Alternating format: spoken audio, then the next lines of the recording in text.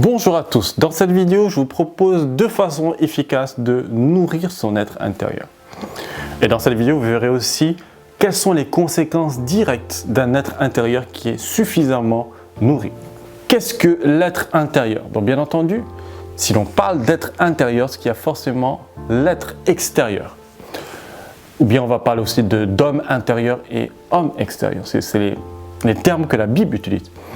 L'homme extérieur, tout simplement, c'est l'homme qui mange, l'homme qui boit, l'homme qui se nourrit, l'homme qui dort, l'homme qui se reproduit, l'homme qui s'habille. C'est celui qui va satisfaire des besoins primaires, c'est-à-dire les besoins animaux, on va dire.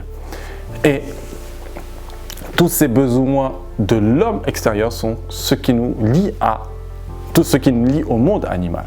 Donc c'est pour ça que la Bible parle de l'homme animal, souvent pour faire référence à l'homme charnel, l'homme qui fonctionne que par ses propres sens, par l'instinct primaire, on va dire. Et donc il y a aussi l'homme intérieur. L'homme intérieur, on va parler aussi de l'homme spirituel. Et de la même façon que l'homme extérieur, ou bien notre corps, a des yeux, des oreilles, une bouche, des membres, l'homme intérieur aussi a une bouche, a des membres, a des yeux, a des oreilles. Donc c'est un fonctionnement tout à fait similaire au fonctionnement de l'homme extérieur. Et donc je vous donne une illustration très simple. Lorsque vous rêvez par exemple, est-ce qu'il vous est déjà arrivé par exemple de vous réveiller le matin tout en sueur alors que vous dormiez? Parce que dans votre rêve, vous étiez en train de courir. Alors ça, c'est une preuve concrète que l'homme intérieur est une véritable personne qui interagit avec le corps. Et donc, lorsque vous dormez, dans votre corps est statique, votre corps ne réagit de façon automatique, mais votre homme intérieur, votre esprit, c'est lui qui va dans un monde invisible, dans le monde spirituel, et ça c'est encore un mystère, le mystère des rêves, et c'est votre homme intérieur qui agit lorsque vous rêvez. Lorsque vous rêvez que vous êtes en train de vous battre par exemple avec un démon, c'est votre esprit, ou bien, quand on dit homme intérieur, on peut parler aussi d'esprit, on peut parler aussi d'homme spirituel. Donc comprenez bien. Donc lorsque vous rêvez par exemple, vous battez contre un démon, c'est votre esprit qui est en train de se battre. Souvent, certaines personnes, par exemple, vont rêver qu'elles ont eu des rapports sexuels pendant leur rêve. Et en se réveillant, elles peuvent voir les signes que, voilà, j'ai eu un rapport sexuel. Tu vois ce que je veux dire? Donc tout ça pour dire que l'être intérieur est un véritable être qui interagit avec l'être extérieur. Et la plus grande erreur que nous puissions faire, c'est de négliger l'être intérieur, de penser que toute la vie se résume autour de la satisfaction de l'être extérieur. Alors, quand je parle de satisfaction de l'être extérieur, c'est de manger, c'est de boire, c'est le vêtement. Et si vous focalisez seulement sur ce que vous allez manger, sur ce que vous allez boire, sur comment vous allez vous habiller, sur la satisfaction de vos besoins sexuels, vous devenez un homme. Si vous vous focalisez uniquement sur cela, vous êtes un homme animal, d'après la Bible, ou bien un homme charnel. Alors, est-ce que c'est mauvais en soi? Non, c'est pas mauvais de manger, de boire. C'est tout à fait naturel. On ne va pas dire que c'est quelque chose de mauvais. Mais, et c'est là que vient le danger, c'est que en étant trop focalisé sur cela, on oublie que nous avons un être intérieur qui a aussi besoin de manger, qui a aussi besoin d'avoir du plaisir, qui a aussi besoin de satisfaire des besoins. Et donc c'est pour cela qu'il est important de donner de l'importance à l'homme intérieur. Comment est-ce que l'homme intérieur va se nourrir? Jésus dira à ses disciples, non il ne dira pas à ses disciples, mais Jésus, lorsqu'il était tenté dans le désert, il disait au diable, l'homme ne vivra pas de pain seulement, mais il vivra de toute parole qui sortira de la bouche de Dieu. Qu'est-ce qu'il est en train de dire par là? Il est en train de dire que l'homme doit se nourrir, doit nourrir son corps, mais aussi il doit nourrir son esprit. Donc, si l'homme veut vivre, il ne doit pas uniquement se nourrir de pain. Si l'homme veut vivre entièrement, il doit aussi se nourrir de toute parole qui sort de la bouche de Dieu. Et toute parole qui sort de la bouche de Dieu, si on peut donner un synonyme à cela, c'est tout simplement la sagesse. Parce que la sagesse, par définition, c'est tout ce qui est, toute parole divine, tout ce qui est d'essence divine. Pour pouvoir nourrir votre être intérieur, il faudra vous nourrir de sagesse. Mais ce qui est important à savoir, et c'est l'objet de cette vidéo, c'est quels sont les canaux par lesquels la nourriture va passer, quels sont les canaux par lesquels l'homme intérieur va recevoir la satisfaction de ses besoins. L'être intérieur aussi a des sens, c'est-à-dire on a des yeux spirituels, on a des oreilles spirituelles, on a des membres spirituels. Et donc, la manière par laquelle votre être intérieur va recevoir sa nourriture, ce sont vos sens naturels. C'est-à-dire que votre être intérieur va être influencé par ce qu'il va voir et ce qu'il va entendre essentiellement. Et donc, c'est important de faire attention à ce que vous voyez et à ce que vous écoutez. Comme c'est les seuls canaux, on va dire, par lesquels la nourriture spirituelle va venir, c'est-à-dire que la moindre information d'une image, la moindre information d'un son va directement affecter l'être intérieur. Et ça, c'est un élément qui est très important à considérer dans le développement personnel ou le développement spirituel. Dans le psaume 17, verset 15, le psalmiste dira « Pour moi, dans mon innocence, je verrai ta face. Dès le réveil, rassasie-moi de ton image. » Le terme qui va beaucoup nous intéresser ici, c'est le terme l'expression qui va nous intéresser, c'est l'expression rassasie-moi de ton image. C'est-à-dire le psalmiste, il voyait l'importance de se rassasier, d'avoir l'image de Dieu continuellement en lui.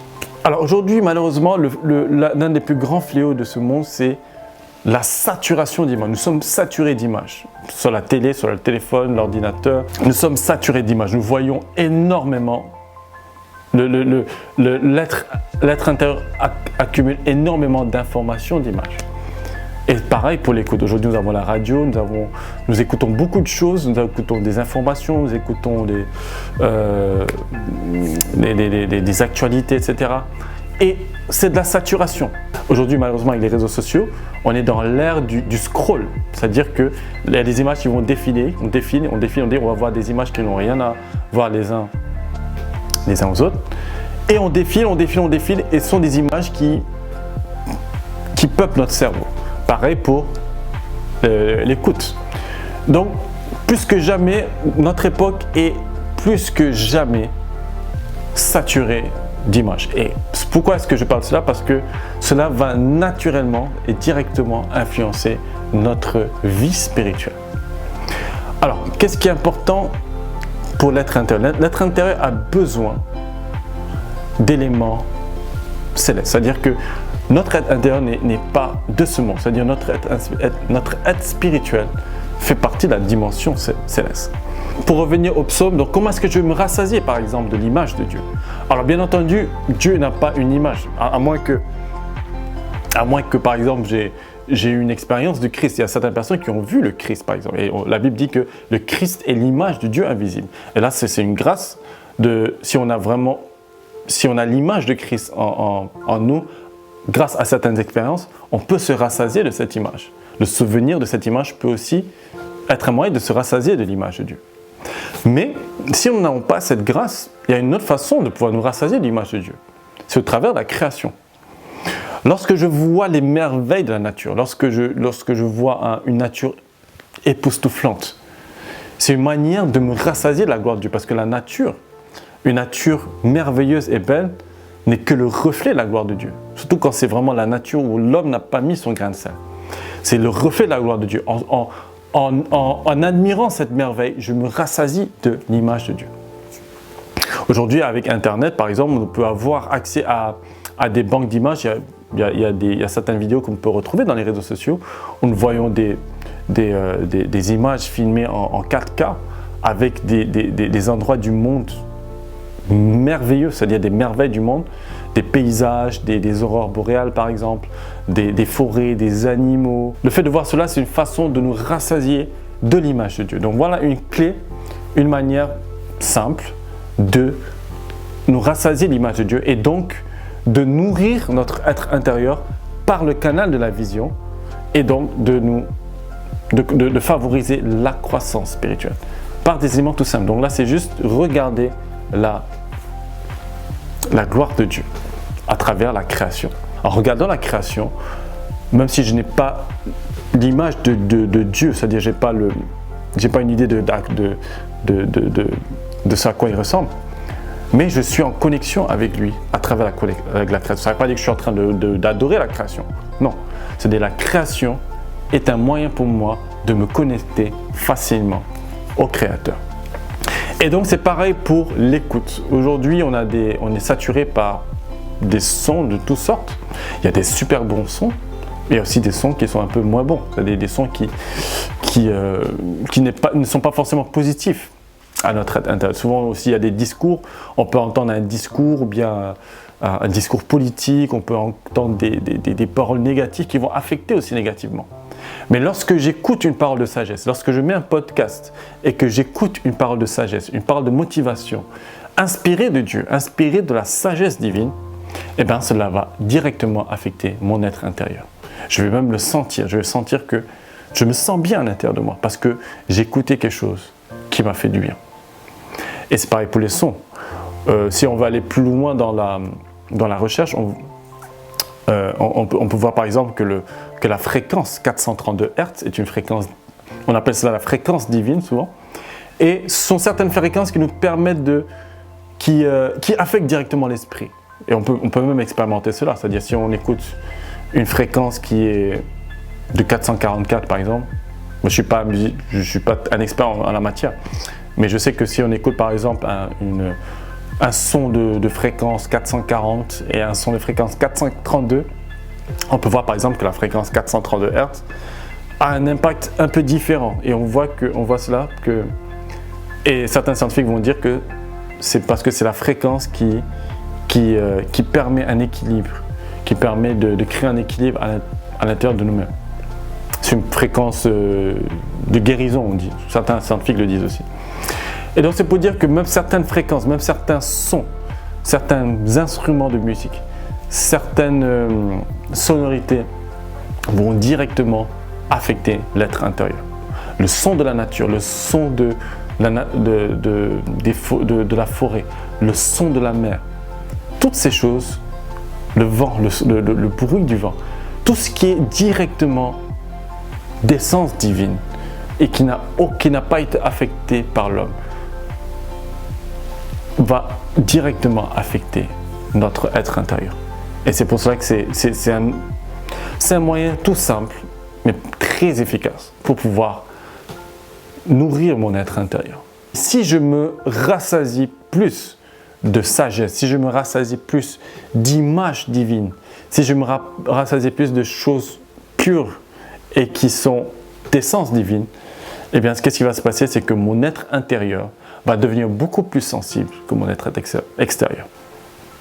Et quelle sera la conséquence directe? La conséquence directe, c'est que je vais avoir plus facilement cette capacité de voir, d'avoir des visions. Je vais avoir cette capacité d'entendre la voix de Dieu. Je vais plus facilement entendre la voix de Dieu parce que mon être entier sera, entre guillemets, connecté à la fréquence de Dieu. C'est-à-dire que vu que je suis rassasié de l'image de Dieu, vu que je suis rassasié, vu que je crée une habitude de me nourrir de sagesse, de me nourrir de connaissances, eh bien, mon être intérieur va être beaucoup plus sensibilisé. Lorsque je vais fermer les yeux, lorsque je vais prier, lorsque je vais me connecter à Dieu, ce n'est pas des images pornographiques qui vont venir, par exemple, ce n'est pas des informations néfastes qui vont venir, ce n'est pas des choses négatives qui vont peupler mon esprit, mais c'est les choses qui concernent Dieu. Mais bien entendu, c'est lorsque je veux vraiment lorsque je veux vraiment m'engager dans un processus de connexion spirituelle, lorsque je m'engage dans un processus où je veux vraiment capter la présence de Dieu, eh bien, il est important de faire certains sacrifices. Bien entendu, dans le monde dans lequel on vit, on n'est pas tous des moines ou des ermites, c'est-à-dire qu'on ne va pas s'enfermer dans une grotte et juste entendre des fréquences 432 Hz, juste lire la Bible ou bien me rassasier d'images divines. Non, parce que on interagit avec le monde. Mais il y a des moments dans la vie, souvent il faut faire un break et se dire maintenant je vais me focaliser sur mon être intérieur. Je veux me focaliser sur, je veux mettre mon être intérieur en première place et mettre mon être extérieur en seconde place. Là, c'est si vraiment je veux vraiment mener un processus de détoxification, par exemple, ou si je veux mener un processus où je veux vraiment me focaliser sur une seule chose, sur la pensée divine. Et là, c'est important de faire ce sacrifice. Mais dans le quotidien, par exemple, il faut quotidiennement nourrir l'être intérieur. Donc, comme je dis, par des paroles de sagesse, commencer la journée avec un podcast, avec un instrumental 432 Hz par exemple, une musique qui va nous faire du bien à l'intérieur de nous-mêmes, lire la Bible, lire des paroles de sagesse, écouter les paroles de sagesse. Si on a la possibilité d'avoir autour de nous des personnes âgées par exemple qui ont une sagesse immense, prendre du temps avec eux et les écouter parler tout simplement. Et c'est important aussi par exemple d'avoir un père spirituel, quelqu'un que l'on peut contacter régulièrement et qui va nous prodiguer des paroles de sagesse. Donc voilà des méthodes simples pour pouvoir nourrir notre être intérieur. Donc 2 choses: se rassasier de l'image de Dieu à travers la création et se rassasier de son, c'est-à-dire se nourrir, c'est-à-dire écouter des fréquences, écouter des choses qui nous connectent à Dieu et ne pas créer en nous une saturation d'image ou une saturation de son. Et en ayant cette discipline de ne pas se saturer d'images et de sons inutiles, ce qui va se passer, c'est qu'on va être beaucoup plus sensible à la dimension divine. On va être beaucoup plus sensible à la voix de Dieu, on va avoir des visions plus facilement et notre être intérieur, notre être spirituel va avoir plus d'ascendance sur va avoir de l'ascendance sur notre être physique.